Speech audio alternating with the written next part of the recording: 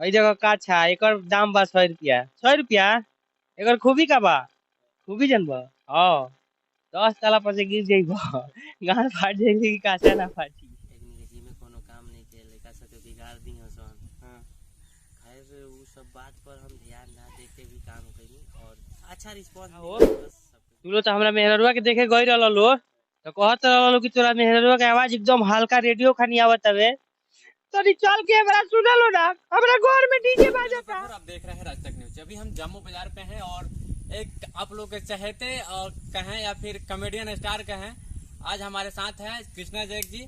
आज इनसे बात करेंगे कि आखिर इनका मूड कैसे हुआ कि कॉमेडी करने लगे, भोजपुरी में कॉमेडी करने लगे और इस कॉमेडी में इनका यहाँ तक की सफर कैसे रहा, यही इनकी संघर्षों की कहानी की बात होगी और इनकी यहाँ तक की दूरी कैसा रहा, ये सब पे बात होगी। चलिए हम कृष्णा जैक से बात करते हैं और जानते हैं इनकी जीवनी के बारे में कि आखिरकार एक कॉमेडी क्यों करने लगे। आखिर बहुत सारे काम था कि कर सकते थे लेकिन कॉमेडी ही क्यों करने लगे। चलिए इनसे बात करते हैं। सबसे पहले कृष्णा जैक जी हमारे राज तक न्यूज में स्वागत है आपका। अभी वो जितना भी बड़ भैया राज तक न्यूज में बानी बड़ भैया के कृष्णा जैक टीम के तरफ से ढेर सारा शुभकामना बावे और मिल के बहुत अच्छा लगल। आज हम कृष्णा जैक से आज एक सवाल करें हम। कृष्णा जैक जी एक बात बताइए, कॉमेडी में रउरा आगे कैसे मन भइल?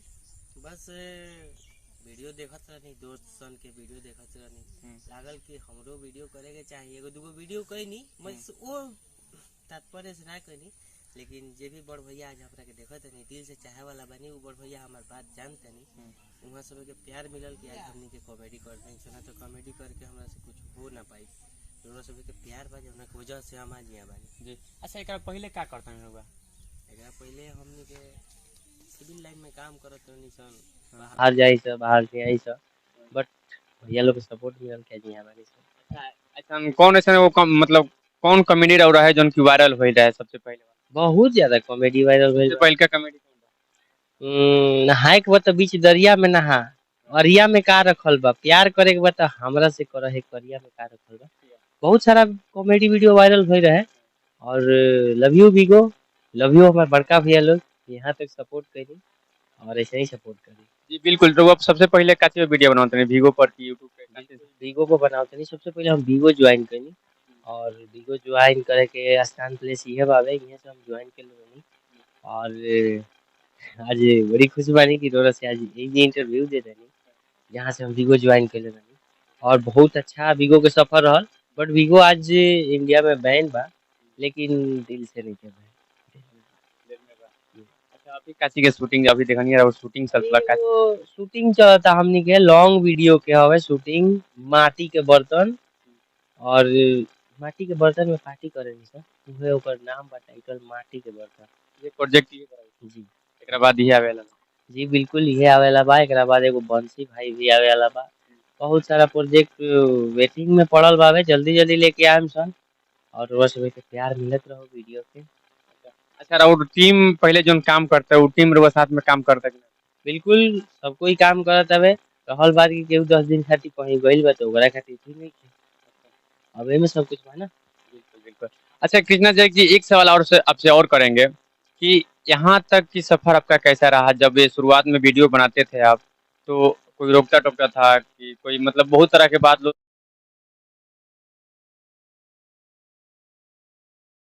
तो तनी मुनी रिस्पांस गड़बड़े रहे, लोग कहे कि पागल हुआ सन, एकनी के जी में कोनो काम नहीं के लड़का सब के बिगाड़ दी सन। हाँ। खैर वो सब बात पर हम ध्यान ना दे के भी काम करी और अच्छा रिस्पांस मिलल, बस सब कुछ भूल गई लव यू। हाँ। अच्छा सुने में मेरा शादी भी हो गई, सच बता? बिल्कुल हमार अभी वीगो ज्वाइन ना करन ओकरा पहले हमार शादी भइल रहे और बहुत पहले शादी भइल, जैसे कि हमार शादी भइला के 6 महीना बाद हम वीगो वीडियो ज्वाइन करी और सपोर्ट मिलल वीगो वीडियो से। अच्छा अब यूट्यूब पर कैसा रिस्पांस मिलेला लोग के, पब्लिक के? बिल्कुल बहुत बढ़िया बावे और कहीं ना कहीं कुछ कमी रह जाला, वो कमी के भी हमार बड़ भैया लोग एक्सेप्ट करके वो वीडियो के सराहना करेला, बहुत अच्छा लागेला। ऐसा ही सपोर्ट चाहिए रोआ सब से। अच्छा एक बात बताइए और एजुकेशन कहाँ तक लेबा? इंटर फाइनल बावे, ओकरा बाद हम पढ़ाई ना कर पैनी काहे कि जौना सन में हम इंटर कईनी, काल हमार परीक्षा बाद हमारे पिताजी गुजर गई। वो स्थिति में हम इंटर फाइनल कैनी, ओकरा बाद से घर के परिस्थिति डाउन हो गई, कहना की वजह से हम पढ़ाई पूरा ना कैनी। बट इन फ्यूचर आवे वाला फ्यूचर में जो हमारा में कमी बा वो मैं पूरा करब। अच्छा, चलिए कृष्णा जैक है और अपने संघर्षों की कहानी बताए। शायद ये भी बहुत संघर्ष किए हैं और यहाँ तक आए हैं। कहीं ना कहीं इनका संघर्ष सराहनीय है। और अच्छा एक बात बताइए कृष्णा जैक जी, तो आपका कॉमेडी कुछ वायरल हुआ था, उस कॉमेडी में से एक आध दो सुना दीजिए। बिल्कुल सुनाएम, कॉमेडी बा हमार। का हो तू लो तो हमरा मेहररुआ के देखे गई रहल लो, तो कहत रहल कि तोरा मेहररुआ के आवाज एकदम हल्का रेडियो खानी आवत हवे, तनी चल के हमरा सुना लो ना, हमरा घर में डीजे बाजता। और बहुत सारा कॉमेडी बावे। और एक हमार कॉमेडी रे भैयो, हम लोग जाऊं गिराओ ना, रह दे ते तुरली तो देलिस, गिरावा ना, हम बड़का हुकम से तुरे में से देम ले। खाली हमरा खाती लालका गिराओ तबे, हमरे खाली गिराओ ना रे करिया करिया। और बहुत सारा बात है बस। मतलब एक और था 100 रुपए का जो अच्छा, बिल्कुल कॉमेडी के माध्यम से ओकरा के देखे के बारे। ओई जगह का छा एकर दाम बा 100 रुपया। 100 रुपया एकर खूबी का बा, खूबी जनबा। हां 10 ताला पर से गिर जाइबो, गान फाट जाई कि काचा ना फाटी।